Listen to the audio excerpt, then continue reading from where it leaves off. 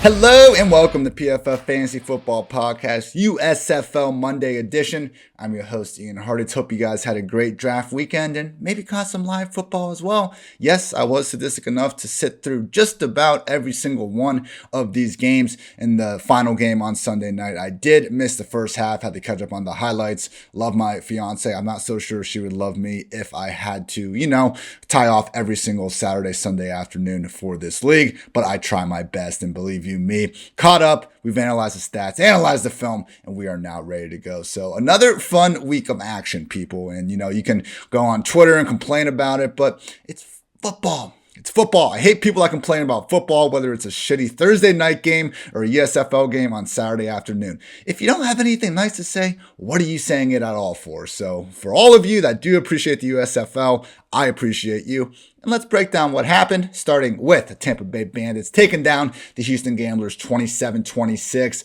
Tight one here. Jordan Ta'amu really finally saw him put his best foot forward. Could have been a much bigger game for him. Look, we did see him out the gate, 64-yard touchdown to Derek Dillon. Basically just a little curl that Dillon then, broke loose and got into open field, made some guys miss and took to the house. But truly from Ta'amu, it was a good game overall. He had a 50-yard touchdown also to Dillon that got nullified on a pretty iffy illegal man downfield penalty. He threw a short potential touchdown to Rashard Davis, who proceeded to fumble out the back of the end zone. And don't give me any crap about that rule. Hold on to the freaking ball. The offense gets every break as it is. You can't hold the ball through the end zone. That's the most sacred area of the field. And if you fumble through it, what? You think the offense should just get the ball back at the 1 yard line? Absolutely ridiculous. Yeah, it is different from fumbling on the sideline. It's the freaking end zone. It's the promised land, the one spot in this world where the defense is trying to protect, and you have the audacity to fumble the ball through it and just want it back. No, it's the defense's ball, and I hate the backlash to that rule. With that said, though, that was the second opportunity that Ta'amu had for a touchdown. And then same drive as one of these, but he also hit his tight end, Daquan Hampton, right in the chest drop. So Ta'amu, you look at his stats, had about 250 passing yards, just one touchdown. Easily could have been 3 scores, and he managed to pitch in a rushing score later. So saw Ta'amu for the whole time this one. No Brady White, luckily. Hopefully we see these Bandits, get back to looking like the team that we thought they were going to be entering the year. Also want to note for the Houston Gamblers, had a full game's worth of Clayton Thorson with Kenji Baher out with a hand injury. One of the wildest touchdowns you're going to see in any form of football happen, though. So we had a nice throw. One of the best throws of the year from Clayton Thorson down the seam to Anthony Ratliff Williams. But Ratliff catches it, tucks it, and then gets the ball peanut punched out to the extent where it basically takes 4 hops, dribbles. Ratliff keeps running into the end zone, and the ball popped right back into his hands for this 57-yard touchdown. So just, epitome of ball taking the right bounce for him. Hey, it goes in the stat sheet as a long touchdown. So we'll take that. A touchdown is a touchdown is a touchdown.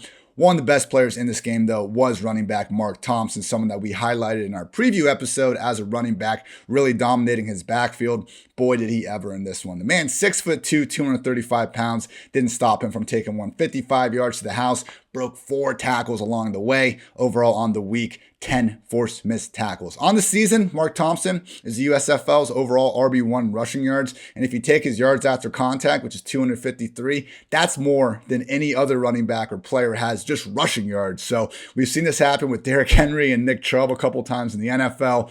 Mark Thompson is basically the USFL version of those freaks. That about wraps up the main scorings. Offensive players of the game, mentioned Jordan Ta'amu and also wide receiver Derek Dillon, only player on the week with triple-digit receiving yards. Also got to give a shout-out to Gamblers running back Mark Thompson again. Defensive players of the game, Bandit safety Anthony Siofi and interior defensive lineman Dalen Mack, top 2 highest graded players at their position on the week. Some quick fantasy football notes. Mentioned Ta'amu taking every snap. In the backfield, we did see Juwan Washington actually work ahead of B.J. Emmons. But if my memory serves me correctly, Emmons did get a little bit banged up throughout this one. So more times than not, this should continue to be 50-50.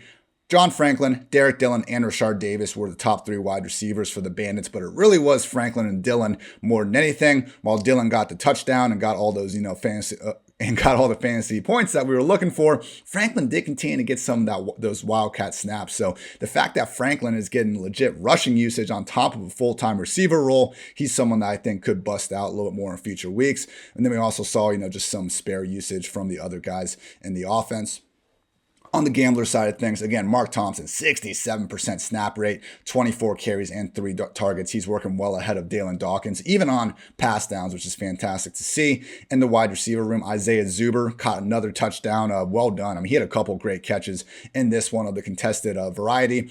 Zuber, Tyler Simmons, and Anthony Ratliff-Williams, top 3 wide receivers here. We also saw Tyler Palka out there. So, credit to the gamblers for really embracing this 4 wide receiver offense. Because of that, the tight ends were involved at all. And yeah, pretty fun one here. Again, Tiamu, much better game than some of those old numbers point out. And that's why I love watching all the USFL and NFL games, because analytics, the stats, they're great, but ultimately they should be telling you what your eyes see on the field. And, it's instances like this, the drop passes, the nullified touchdowns, and even just instances of a receiver fumbling an inch away from the goal line. Again, 3 potential touchdowns that you wouldn't actually know happened unless you sat down and watched the game.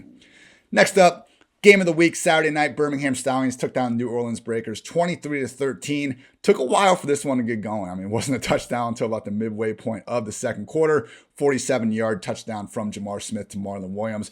Basically, just a screen, though. This was not a good game from Jamar Smith. He gave us some rushing yards, didn't kill you if you started him in fantasy, but just didn't see his usual accuracy. I mean, we got a nice touchdown later to Victor Bolden. Cool little slot fade where they literally, the play before, like they tried the same exact route. Bolden, one-on-one, slot fade, almost caught it. They just flipped it and ran it the next play, and they scored. So any of us that have played Madden, for any extended period in our life know that feeling.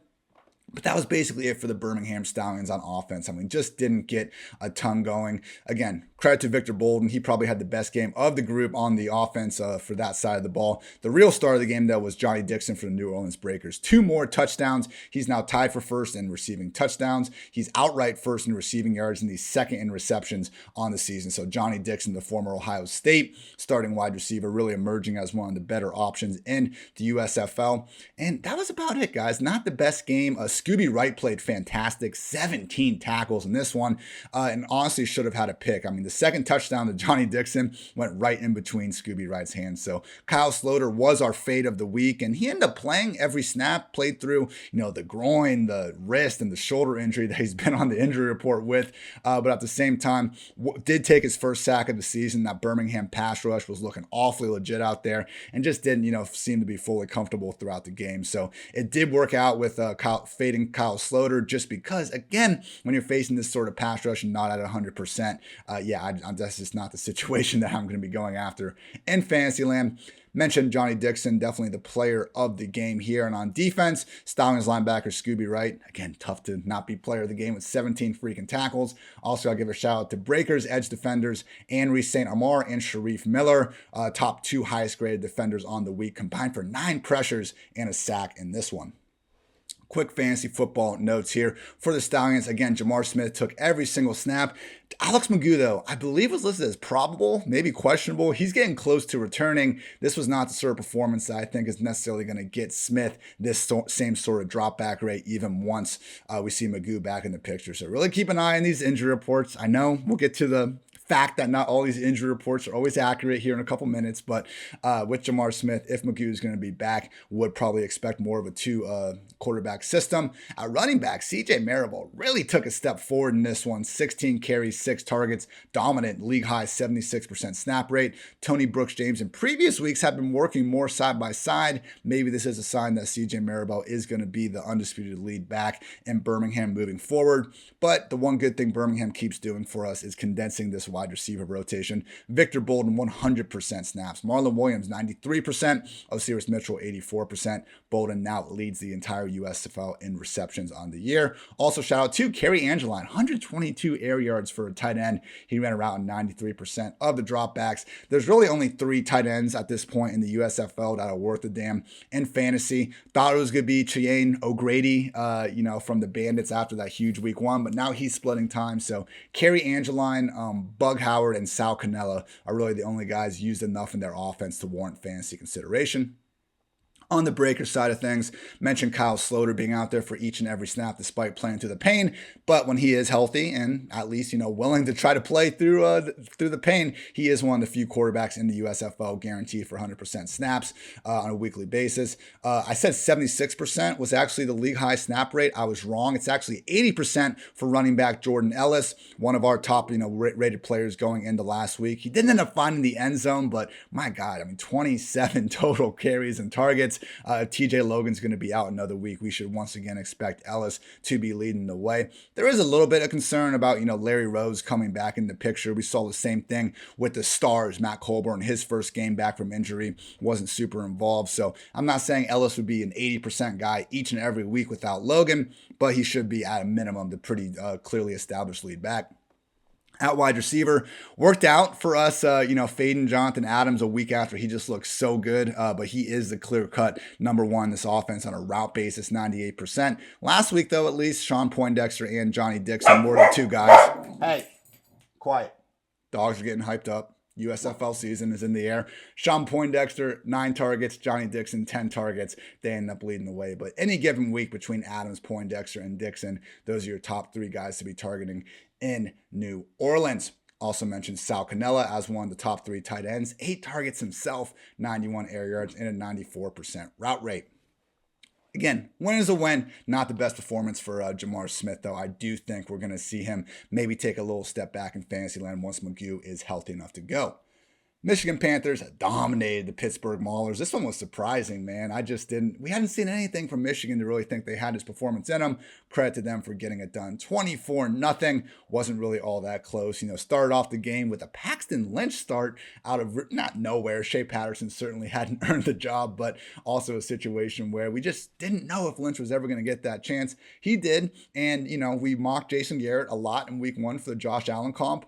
Rightfully so. Never going to give him that comp. Lynch did make a couple nice plays on the ground, notably ran a nice little inverted veer, 20-yard gain on 3rd and 10 before they were able to cap it off with a short Stevie Scott touchdown. And then Michigan, apparently just gambling now, decided to go for 2 all throughout the game. Lynch buoyed his way in for one of them. Later, they were able to get the ball on the Pittsburgh 5-yard line after a muff punt. This time, Cameron Scarlett converted the 2-point conversion. Paxton Lynch converted from 1 yard out. Then Lynch got hurt, though. His ankle was messed up. We had the mic on the sideline where he was just telling Jeff Fisher he just did not trust himself to be able to cut on it. There was a sack he took where it just seemed to give out on him. So keep an eye on that. It will be the Shea Patterson show if Lynch is unable to start in week 4. You would think that Lynch will be out there, though, if he is healthy enough to go. Anyway, just a pretty mundane game here. Again, no points for the Maulers. It was the first time a USFL team got shut out all year.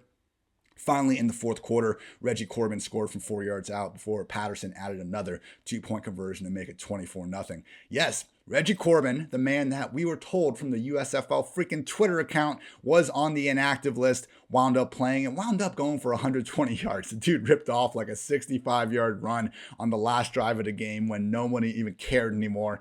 Ended up, just being one of the complete difference makers on the slate. So I was trying to find, what his ownership was at, but I couldn't find a lineup that had the guy.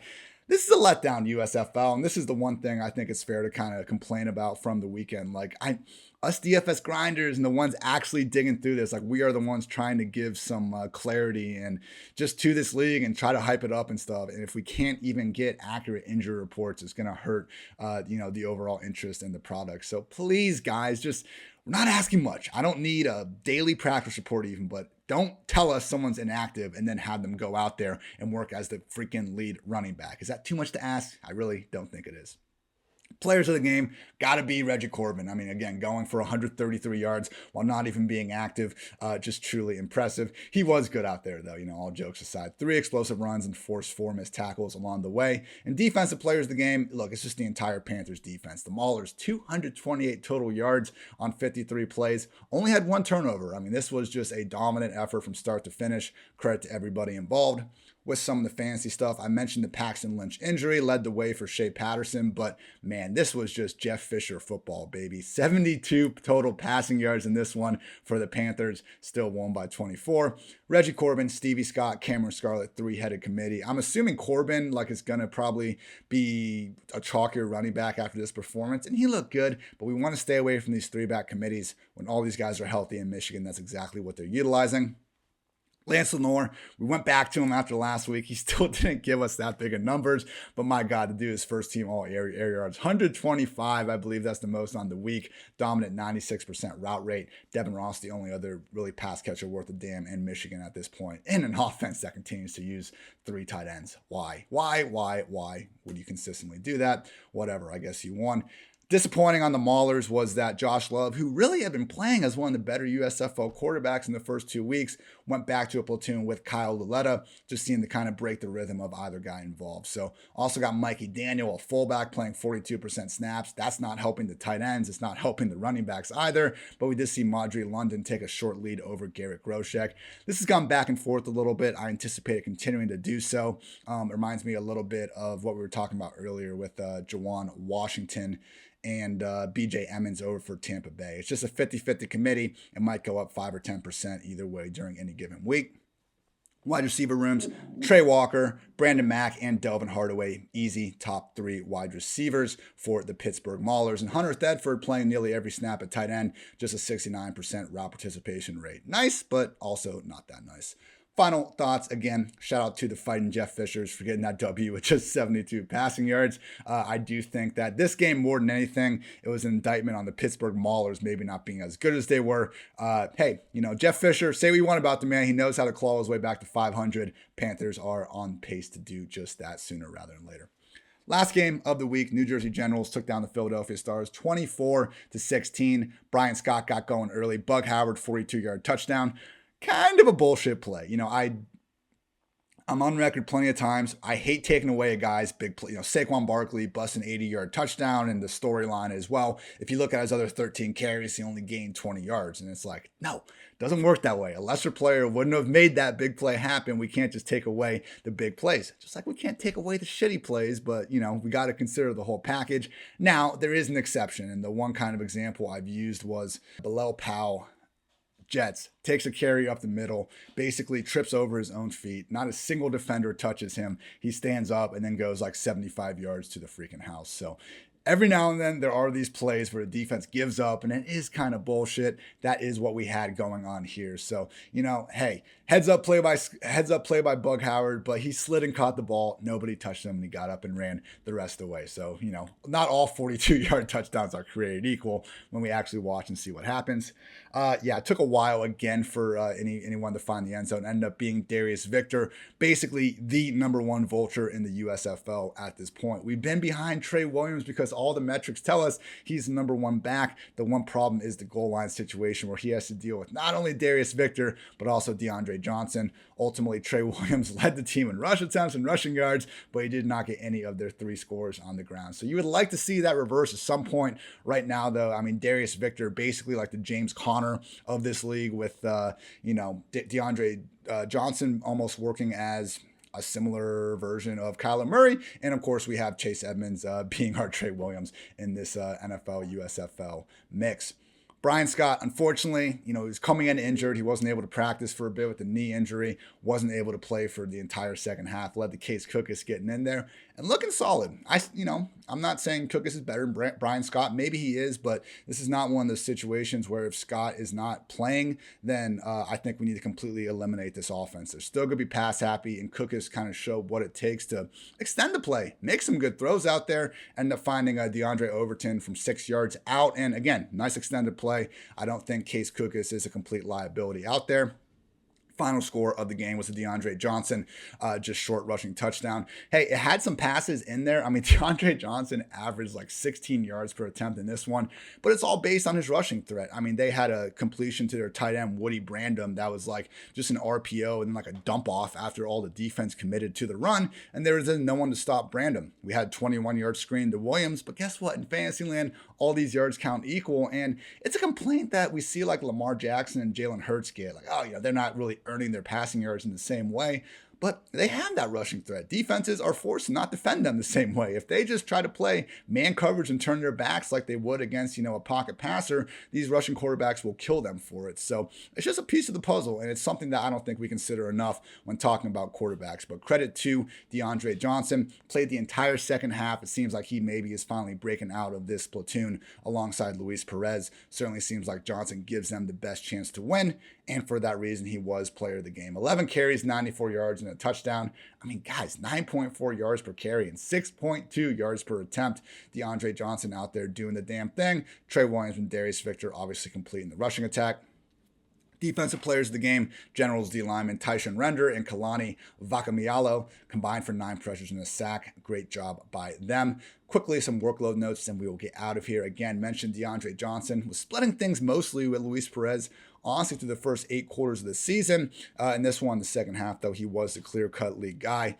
Again, Trey Williams working ahead of Darius Victor, just not on the goal line when it matters most. And then out wide receiver, Alonzo Moore, Darius Shepard, the top 2 guys. But they just had 2 combined targets. I mean, this Generals passing game at this point, probably best to stay away from, unless it's Kevontae Turpin, another candidate along with John Franklin for, the USFL's Deebo Samuel, who we're just going to call every wide receiver that ever gets a rush attempt at this point. But Turpin did have a team-high 5 targets, also got those 3 additional carries.